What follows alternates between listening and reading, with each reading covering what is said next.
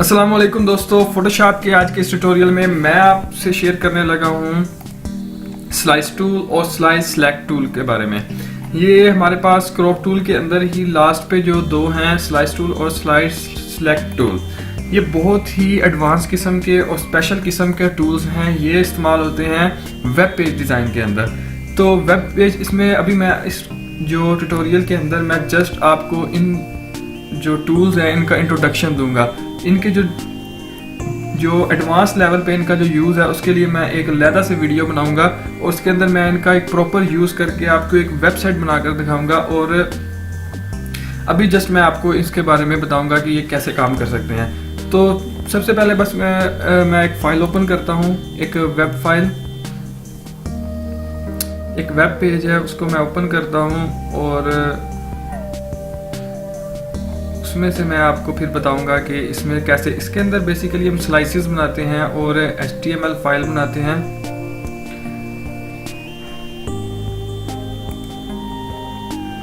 तो दोस्तों मैंने ये फाइल खोल ली। तो इसके अंदर आप देख सकते हैं कि ऊपर मेरे पास ये मुख्तलिफ तरह के बटन्स हैं, home page, about us, business. मैं इन सब की स्लाइसेस बना लूँगा। स्लाइसेस कैसे बनाएंगे ये देखें। मैं इसको स्लाइस टूल को सिलेक्ट करूँगा और उसके बाद मैं यहाँ से इसको मुख्तलिफ तरह की देखें स्लाइसेस बन गए। मैं उनको उस बॉक्स के अंदर लेकर आऊँगा और अगर मिसाल के तौर पर ये मेरे पास स्लाइस ज़्यादा बड़ी बन गई गलती से, तो मैं अगर इसको डिलीट करना चाहता हूँ तो जस्ट मैं कंट्रोल का बटन प्रेस करूँगा और उसके ऊपर लाके क्लिक करूँगा और उसके बाद मैं डिलीट को दबाऊँगा तो ये गायब हो जाएगी। उसके अलावा मैं अगर फॉर एग्जांपल ये बड़ी हो गई है और मैं इसको छोटा करना चाहता हूँ तो ये देखें ये ऑटोमेटिकली एक ट्रांसफॉर्म हो जाएगी, और मैं इसको रिसाइज कर सकता हूँ। अब फिर आपको दोबारा से बता दूं कि इस वीडियो के अंदर मैं जस्ट इसका आपको इंट्रोडक्शन दूंगा कि कैसे काम कर सकते हैं। तो इस इन टूल्स को यूज़ करके मैं आपको एक कंप्लीट वेबसाइट बनाकर भी दिखाऊंगा, लेकिन वो भी नेक्स्ट वीडियो के अंदर। उसके अलावा फॉर एग्जांपल मैं इसको अगर ये जो है इसको स्लाइस बनाना चाहता हूँ तो ये मैंने डिफरेंट स्लाइसेस बना ली। उसके बाद नेक्स्ट टूल जो है हमारे पास है slice select tool. Slice select tool क्या काम करता है कि इसको कंट्रोल करके क्लिक करने की ज़रूरत नहीं हमें पड़ती, ये जस्ट हम क्लिक करेंगे, ये देखें वो हिस्सा पूरा सिलेक्ट हो गया। और उसके अलावा इसके लिए इसका असल बेसिक यूज़ भी इसी का है। अगर मैं इसके ऊपर देखें डबल क्लिक करता हूँ इस टूल को यूज़ करके तो यहाँ पे मैं इसको नेम दे सकता हूँ। उसके बाद मैं इसको यहाँ पे URL दे सकता हूँ। URL से मुराद के अगर मैं फॉर एग्जांपल जिस तरह वेबसाइट के अंदर अगर फॉर एग्जांपल यहाँ पे अबाउट अस है, अबाउट अस के ऊपर क्लिक करते हैं तो एक नेक्स्ट पेज आ जाता है। तो मैं उस नेक्स्ट पेज का यहाँ पे लिंक दे सकता हूँ, या जो भी पेज मैं चाहता हूँ इस के ऊपर क्लिक करने से खुले वो मैं उसका लिंक दे सकता हूँ। यहाँ पे फिर मैं उसका पूरा एड्रेस दूंगा URL के अंदर। उसके बाद ये टारगेट है कि उसी पेज के ऊपर खुले या नेक्स्ट पेज पे खुले, यहाँ पे आप मैसेज दे सकते हैं। ये आल टैग है, उसका नेम वगैरह ही होता है। तो ये काम था स्लाइस सेलेक्ट टूल का। उसके बाद दोस्तों ये मैंने फिर से बता रहा हूँ कि ये हम इस्तेमाल करते हैं वेब डिज़ाइन पेजेस के अंदर, ठीक है, उनकी मुख्तलिफ स्लाइसेस बनाने के लिए ताकि साइज़ को कम किया जा सके। उसके बाद जब मैं इसको सेव करूँगा, ये मैंने एक मेरे पास JPG फाइल है, अगर मैं इसको सेव करना चाहता हूँ तो मैं फाइल के अंदर जाऊँगा। फाइल के अंदर जाके मेरे पास यहाँ पे होगी option save for web. Save for web पे क्लिक करूँगा या Alt Shift Ctrl S करूँगा। तो मैं जैसे इसके ऊपर क्लिक करता हूँ तो आप देखेंगे मेरे पास एक पेज खुलेगा। ये देखें ये पेज खुल गया। उसके बाद इस पेज के अंदर मैं बता दूं कि आपने जो फॉर्मेट है वो गिफ जो है उसे सिलेक्ट करना है। गिफ के ऊपर मैं ओके कर देता हूं। उसके बाद मैं ये कलर्स हैं वो 256 होने चाहिए, डाइथर 100% ही होनी चाहिए। उसके अलावा आपने हर चीज़ को जो है ना वो एज इट इज़ ही रहने देना है, किसी चीज़ को नहीं छेड़ना।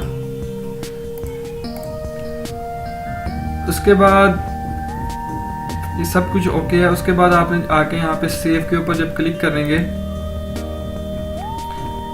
तो यहाँ पे आपने एक काम कर देना है कि जो फॉर्मेट है आपका, इसके अंदर 3 ऑप्शन है। एक है HTML एंड इमेजेस, दूसरी है इमेजेस ओनली और थर्ड है HTML ओनली।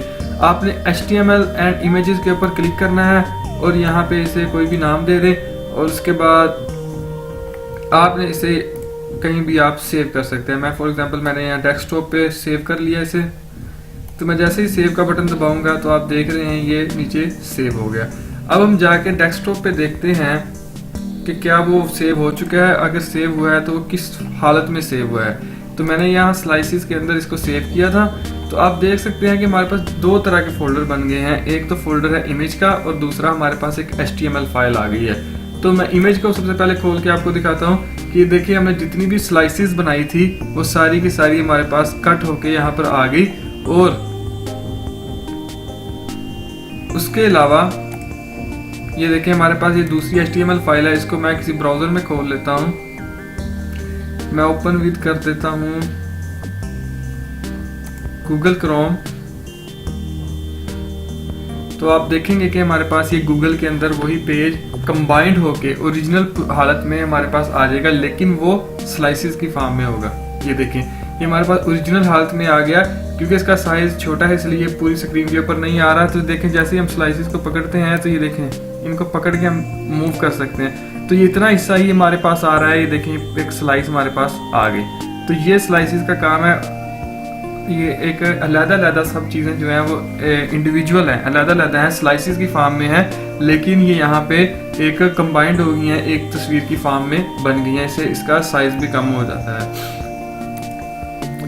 तो दोस्तों ये तो था स्लाइस का बेसिक काम। तो मज़ीद इसका जो एडवांस लेवल पे जो काम है वो मैं अपनी नेक्स्ट वीडियो में आपको बताऊंगा, पूरी वेबसाइट बना के कि हम इसको कैसे यूज़ कर सकते हैं, कैसे हम फोटोशॉप के ऊपर एक वेबसाइट बना सकते हैं स्लाइस टूल को यूज़ करके। Thank you for watching. अल्लाह हाफिज़।